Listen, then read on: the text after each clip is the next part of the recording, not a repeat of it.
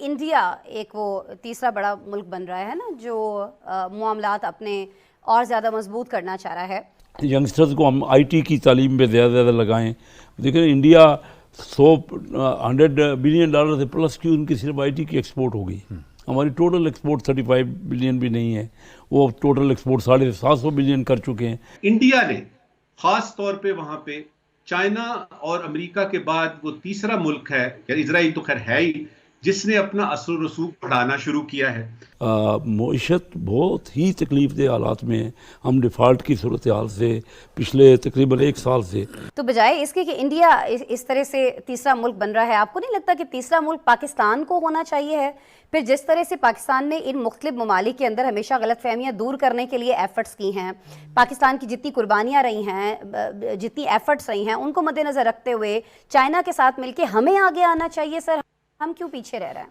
लेकिन इसका जवाब जो है ना, वो जरा थोड़ा सा उसमें यानी मिठास नहीं है उस जवाब में। वो इसलिए कि हमारी कुछ एक दो पिछली हुकूमतों ने अपनी पॉलिसीज की वजह से, खासतौर पे जो पिछली हुकूमत थी, और उसमें आपको याद होगा कि सऊदी अरेबिया को हमने बड़ा सख्त नाराज किया ओआईसी के ज़िमन में, मलेशिया वगैरह की तरफ तवज्जो दी कि जी हम अपनी ओआईसी अलहदा से बनाएंगे। कुछ बयानात हमारे पुराने वजीर खारजा ने दे दिए जिससे हमने नाराज किया।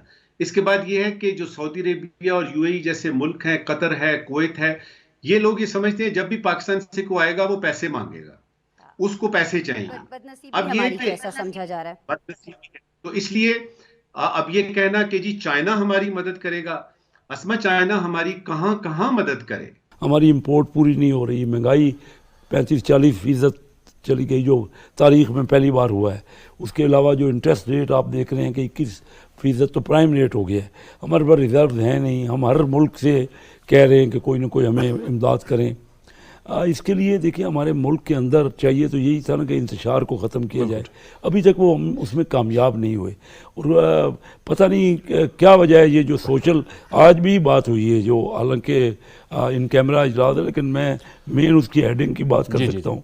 एक्सक्यूज मी, सोशल मीडिया ने जो नुकसान पहुँचाया ना, उस पर भी सोच रहा है कि दुनिया के कई ममालिक उसका तदारक कर रहे हैं। जाली खबरें उछाली जा रही हैं। ये किसी के लिए भी बेहतर नहीं है, किसी भी सियासी जमात के लिए उससे बहुत ज़्यादा नुकसान पहुंचा है।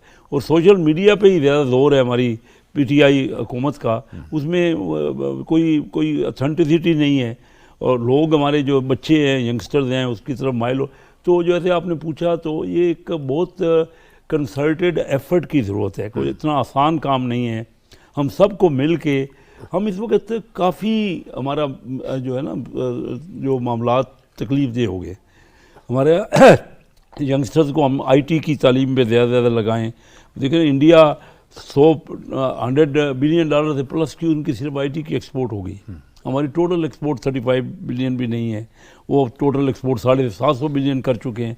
हमारी तवज्जो ज़्यादा से ज़्यादा हम प्रोडक्टिव चीज़ों की तरफ दें, बजाय कि हम ये इंतशार की तरफ। और ये जो इलेक्शन है ना, लेकिन अगर हर सूबे में अलग अलग इलेक्शन होंगे तो दूसरी हुकूमत का उस पर असर पड़ेगा, और फिर वो कहेंगे कि फेयर इलेक्शन नहीं हुआ, कोई मानेगा नहीं। तो इस सब को मिल के एक ज़रूरत है कि कोई ना कोई किसी नतीजे पहुँचा जाए। हम तो अपोजिशन में थे जब हम कहते थे चार्टर ऑफ इकानमी, आपको याद होगा अच्छी तरह। अब ये अपोजिशन में है, तो तब हम हुकूमत की तरफ से कह रहे हैं कि आइए बैठिए, कोई ना कोई मामले को हल करें।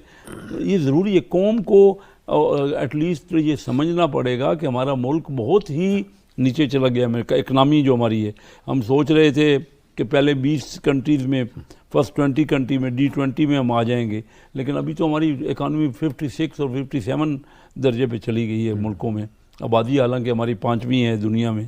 तो हमें इन सब मामलात को ना सुलझाना है। ये अच्छी आज की जो डेवलपमेंट है, और मैं समझता हूँ हमारी ये जो अदलिया के मामलात हैं, उसमें भी ज़रूरत है कि कोई ना कोई नतीजे पे पहुँचे हम। जब तमाम इदारे अपने अपने डोमेन में रहेंगे ना, उसकी ज़रूरत तो है। अभी हमें काफ़ी कुछ करना है, हमने काफ़ी कंसर्टेड एफर्ट करना है बेहतरी हासिल करने के लिए। ठीक है, इंडिया ने खास तौर पे वहां पे चाइना और अमेरिका के बाद वो तीसरा मुल्क है, इजराइल तो खैर है ही, जिसने अपना असर रसूख बढ़ाना शुरू किया है। अब यह कि जब तक तेल मौजूद है मशरक़ वुस्ता में, तब तक तो उस पर रहेगी, यानी तवज्जो मरकूज रहेगी। और इसका जो अरब ममालिक हैं, खास तौर पे जो जीसीसी के हैं, उनको इसका इदराक है। लिहाजा वो अपनी तेल के अलावा तिजारत कैसे करनी है, किस तरीके, यहां तक कि मैं आपको एक मजे की बात बताऊं कि यूएई जैसा मुल्क जिसको कि क्लाइमेट चेंज का कभी उसने देखा ही नहीं कि क्लाइमेट चेंज क्या होता है क्या नहीं होता, वो ऑफर करते हैं दुनिया को कि अगली जो सीओपी होगी, कॉन्फ्रेंस ऑफ पार्टीज होगी क्लाइमेट चेंज की, हम चाहेंगे कि वो यूएई में हो। ये हुआ आपका अंदरूनी जो है वो हिसाब किताब। मेरे नजदीक एक पाकिस्तानी सिफारतकार या एक पाकिस्तानी की हैसियत से हमने ये देखना है कि इन असरात का पाकिस्तान पे क्या असर पड़ता है। मिसाल के तौर पे जो सबसे बड़ा बात कहना चाह रही थी, खास तौर पर तब कथा कलामी की नहीं मैंने उस वक्त, आपने फरमाया कि इंडिया एक वो तीसरा बड़ा मुल्क बन रहा है ना, जो मामलात अपने और ज़्यादा मजबूत करना चाह रहा है। जहाँ चाइना पहुँच रहा है वहाँ चाइना के ज़रिए हम नहीं पहुँच सकते हैं। हमारी चाइना से जो दोस्ती, वो तो एक मिसाली दोस्ती है ना, उसकी तो मिसाल दी जाती है। तो बजाय इसके कि इंडिया इस तरह से तीसरा मुल्क बन रहा है, आपको नहीं लगता कि तीसरा मुल्क पाकिस्तान को होना चाहिए है? फिर जिस तरह से पाकिस्तान ने इन मुख्तलिफ ममालिक के अंदर हमेशा गलतफहमियाँ दूर करने के लिए एफ़र्ट्स की हैं, पाकिस्तान की जितनी कुर्बानियाँ रही हैं, जितनी एफ़र्ट्स रही हैं, उनको मद्देनज़र रखते हुए चाइना के साथ मिलकर हमें आगे आना चाहिए। सर, हम क्यों पीछे रह रहे हैं? पिछले दिनों कॉन्फ्रेंस होती है चाइना में, एक क्लाइमेट, ये सस्टेनेबल डेवलपमेंट की, उसमें पाकिस्तान को इनवाइट ही नहीं किया जाता, उसमें इंडिया मौजूद था। तो हमने थोड़ा सा अपनी ग्राउंड रियलिटीज को देखना है। अब इसमें पाकिस्तान का जो ताल्लुक है जीसीसी कंट्री से, मशरक़ वस्ता की जो मुसलमान यानी ममालिक हैं उनके साथ, उसमें हमें ये देखना पड़ेगा कि उनकी अपनी खारजा पॉलिसियों में बड़ी बड़ी तब्दीलियां आ रही हैं। पाकिस्तान एक दो एरियाज हैं जिसमें के अगर काम करे तो ये जो बड़े बड़े ममालिक हैं यानी मशरक़ वस्ता के, ये पाकिस्तान की तरफ दोबारा आ सकते हैं। उसमें नंबर 1 पे है वो हम तो देख रहे हैं कि बिलावल भुट्टो जरदारी, हमारे वज़ीर ख़ारिजा, बहुत ज़्यादा मुतहर्रिक हैं, मुख्तलिफ ममालिक के दौरे कर रहे हैं। इनफैक्ट उन ममालिक में भी पहुँच रहे हैं जहाँ आज से पहले पाकिस्तान की तारीख में हमारे कोई वज़ीर ख़ारिजा नहीं पहुँचे हैं, उन ममालिक के भी वो दौरे कर रहे हैं। और आप क्या समझते हैं कि किन जगहों पर हमें ज़्यादा तवज्जो देने की ज़रूरत है, जहाँ कुछ ना कुछ मिसिंग है हमारी जानिब से? देखिए, सबसे पहले अगर आप फॉरेन पॉलिसी की बात करते हैं ना, तो जो पिछली हुकूमत में अमेरिका के साथ ताल्लुकात का सत्यानाश मार दिया था हमने, सबसे पहले आपने उसको ठीक करना है। प्रैक्टिकल लेवल पे झूठ नहीं बोलना, सच की बुनियाद पे बात करनी है। आपने अमेरिका के साथ ताल्लुकात जो हैं वो जज्बाती तौर पे नहीं रखने, वो आपने प्रैक्टिकली, जो फॉरेन पॉलिसी में होता है कि आप अपने नेशनल इंटरेस्ट को देखते हैं। दूसरा ये कि चाइना को आप फॉर ग्रांटेड ना लें। चाइना आपका सबसे बेहतरीन दोस्त रहा है ओवर द डेकेड्स, लेकिन ये इसका ये मतलब नहीं है कि आप उसको लाइटली लें।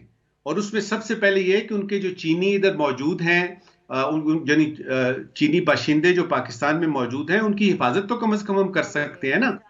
और इसके साथ सीपैक के बारे में जितने प्रोजेक्ट्स में जो जो हमारी जिम्मेदारियां हमने कबूल की हुई हैं, इकोनॉमिक जोन से लेके और वो रेलवे लाइनों की पटरियां बिछाने तक, उसमें हमने अपना काम करना है। बदकिस्मती की आपने बात की वो ये है कि पाकिस्तान में जो हुकूमत, यानी इस वक्त के जो हालात हैं इकोनॉमिक, आपके माशी और सियासी, सबसे पहले इनको ठीक करना है। बिलावल जरदारी बेचारे कहां कहां जाएंगे और क्या क्या बातें करेंगे, क्योंकि दुनिया को सारे हालात का पता है। लिहाजा बेहतर तरीका यह है कि अपने मुल्क में, पाकिस्तान में आप ये जो सियासी इंतशार है इसको खत्म करें, अपनी इकोनॉमिक पॉलिसीज को मजबूत पैरों पे जमा के आगे की तरफ बढ़ें और दुनिया के साथ ताल्लुकात रखें। फॉरेन पॉलिसी नेशनल इंटरेस्ट के एंगल से, जज्बाती तौर पे नहीं। और ये जज्बाती चीज जो है कम से कम मशरिक वस्ता की हद तक, जो आपका यानी इस वक्त का टॉपिक है, उसमें तो बिल्कुल ना रखें। देखिए, मुसलमानों की बुनियाद पे, इस्लाम की बुनियाद पे अगर आपने ओआईसी को देखना है, मुझे बताइए किधर है इत्तेहाद ओआईसी का?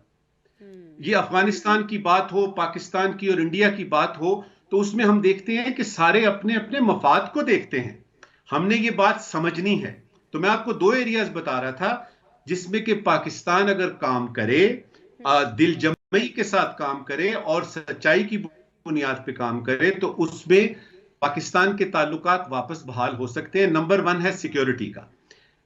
इस वक्त जो जीसीसी कंट्रीज हैं, जो कि खलीजी ममालिक हैं, उनको अपनी सिक्योरिटी चाहिए।